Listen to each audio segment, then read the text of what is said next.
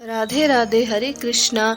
आइए जानते हैं कार्तिक मास महात्म्य का 25वां अध्याय। सुना ईश्वर ऋषियों का और बोले सूत जी ज्ञानी। 25वें अध्याय में सुनो श्री हरि की वाणी। तीर्थ में दान और व्रत आदि सत्कर्म करने से मनुष्य के पाप नष्ट हो जाते हैं, परंतु तू तो प्रेत के शरीर में है, अतः उन कर्मों को करने की अधिकारिणी नहीं है। इसीलिए मैंने जन्म से लेकर अब तक जो कार्तिक का व्रत किया है, उसके पुण्य का आधा भाग मैं तुझे देता हूँ, तू उसी से सदगति को प्राप्त हो जा। इस प्रकार कहकर धर्मदत्त ने द्वादशाक्षर मंत्र का श्रवण करते हुए तुलसी मिश्र जल से ज्यों ही उसका अभिषेक किया, त्यों ही वह प्रेत योनि से मुक्त हो प्रज्वलित अग्नि शिखा के समान तेजस्वी एवं दिव्य रूप धारणी देवी हो गई और सौंदर्य के समान लक्ष्मी के जैसी लगने लगी।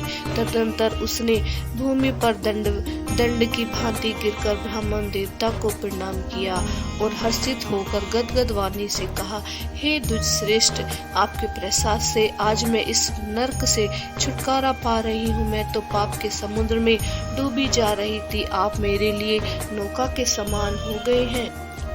वह इस प्रकार ब्राह्मण से कह ही रही थी, आकाश से एक दिव्य विमान उतरता दिखाई दिया। वह अत्यंत प्रकाशमान एवं विष्णु रूपधारी पार्षदों से युक्त था। विमान के द्वार पर खड़े हुए पुण्यशील और सुशील ने उस देवी को उठाकर श्रेष्ठ विमान पर चढ़ा लिया।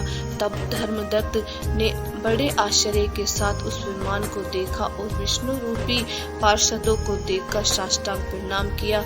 पुण्यशील और सुशील ने प्रणाम करने वाले ब्राह्मण को उठाया और उसकी सराहना करते हुए कहा, हे दुष्श्रेष्ठ, तुम्हें साधुवाद है, क्योंकि तुम सदैव भगवान विष्णु के भजन में तत्पर रहते हो, दीनों पर दया करते हो, सर्वज्ञ हो तथा भगवान विष्णु के व्रत का पालन करते हो।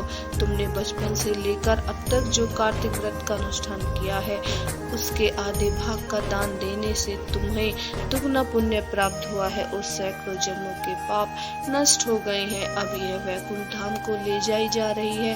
तुम भी इस जन्म के अंत में अपनी दोनों स्त्रियों के साथ भगवान विष्णु के वैकुंठ धाम को आओगे और मुक्ति प्राप्त करोगे। धर्मदत्त, जिन्होंने तुम्हारे साथ भक्ति पूर्वक भगवान विष्णु की आराधना की है, वे धन्य हो, कृतकृत्य हो।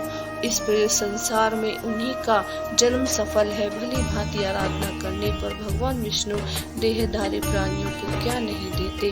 उन्होंने ही उत्तनपाद के पुत्र को पूर्व काल में ध्रुव पद स्थापित किया था। उनके नामों का स्मरण करने मात्र से समस्त जीव सद्गति को प्राप्त होते हैं। पूर्व काल में ग्रस्त गजराज उन्हीं के नामों का स्मरण करने से मुक्त हुआ था। तुमने जन्म से लेकर जो भगवान विष्णु को संतुष्ट करने वाले कार्तिक व्रत का अनुष्ठान किया है, उससे बढ़कर यज्ञ न दान न ही तीर्थ है। विप्रभ, तुम धन्य हो, क्योंकि तुम जगत गुरु भगवान विष्णु को प्रसन्न करने वाला कार्तिक व्रत किया है, जिसके आधे भाग के फल को पाकर यह स्त्री हमारे साथ भगवान लोक को जा रही है। तो कार्तिक मास का 25वां अध्याय यही समाप्त होता है। अब हम कल सुनेंगे 26वें अध्याय में कि आगे क्या हुआ। हरे कृष्णा, राधे राधे।